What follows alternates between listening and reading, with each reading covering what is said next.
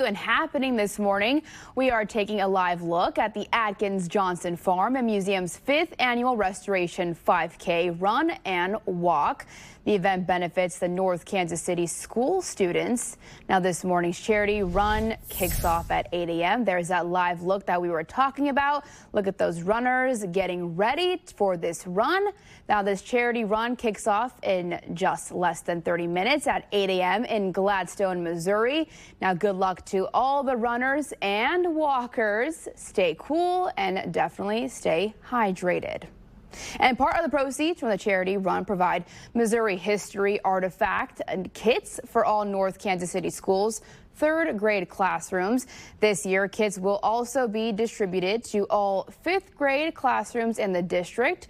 Runners will enjoy a beautiful route along the farm property and Whitechapel Cemetery.